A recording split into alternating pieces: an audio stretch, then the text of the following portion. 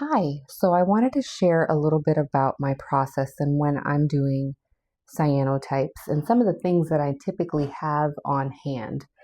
I like to have these brushes here because they kind of go on a little bit smoother without causing any kind of stripes or weird, uh, just texture on the paper. So these are incredible brushes, and I like to have a mason jar so that I can mix my solution. And obviously, I'm going to have my cyanotype part A, part B. These have already been um, mixed with water. The directions are in the back. It explains to you how to start preparing the solution and adding water to each part. And obviously, you want to shake. Typically, you wait 24 hours before using the product.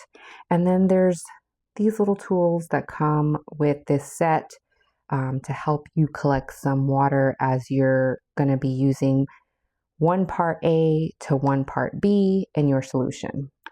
The other thing that I like to have on hand is watercolor paper. Watercolor paper tends to hold the solution a lot more beautifully, and the paper doesn't rip and cause water, and the paper just kind of starts to crumble, and I don't really like that. So I don't like getting cheap watercolor paper, but you can try the any kind of water paper and just kind of go and see what works. Canson is usually my go-to, or the Arches watercolor paper. I like that this one is, pretty big so that I can cut it to size depending on what I need. For today, I'm actually going to be using a large Canson 16 by 20 piece of watercolor paper, and it is artboard, so it's a little thicker than your typical watercolor paper. But I like this because I do a lot of artwork and give clients artwork, and so the durability of paper is important to me. So we're going to prepare this paper. I'm going to show you how to do that using the chemicals, and we'll see what kind of results we get. So here is how it all begins.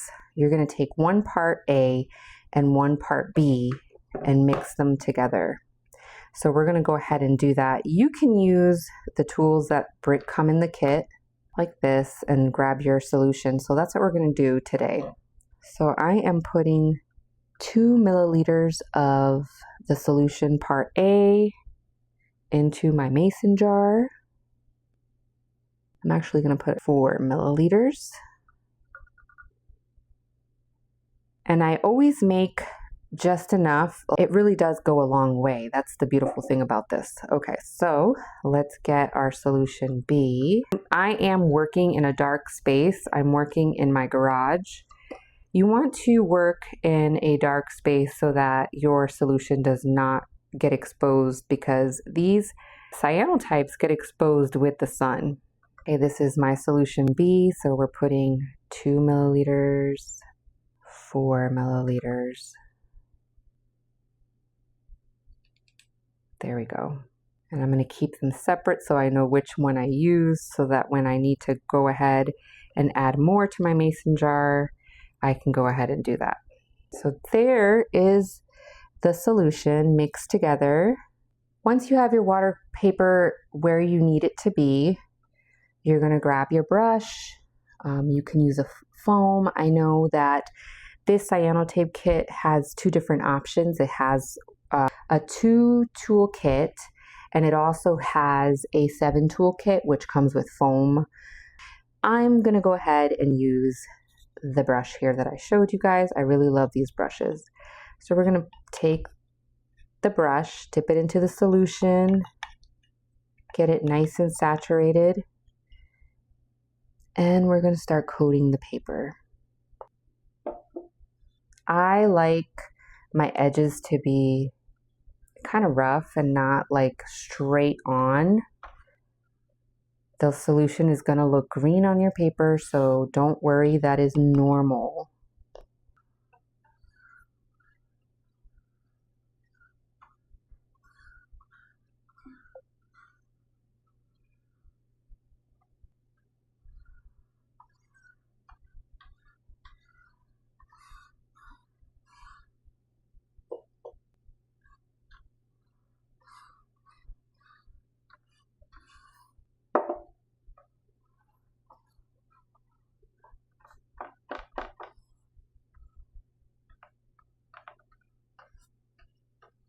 All right, I think I'm pretty happy with that. It is evenly coated.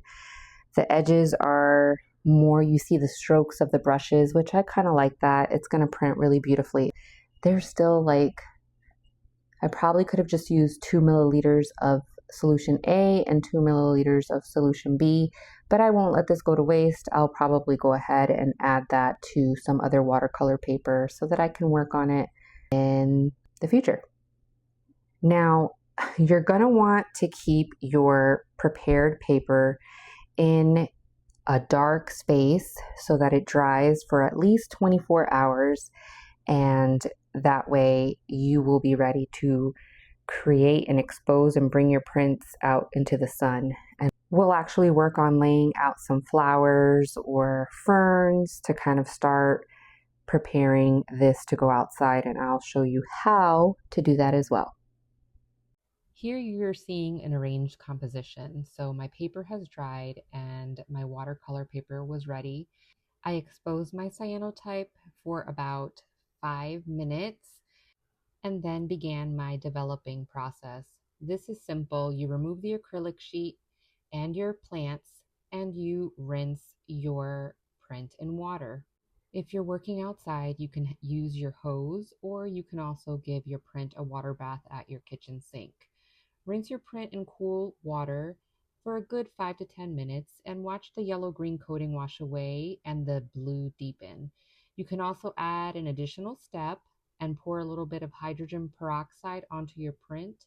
Your print will have extra contrast and you will see that your print will instantly oxidize to its final blue. Be sure to rinse the peroxide off, and then once the water runs clear and the highlights look clean, the final print is done. You will see that beautiful Prussian blue. Finally, drying and curing is your final step. For the best drying process, let the print dry flat. The blue will darken over time. You will love this process so much. I can't wait to see what we create together.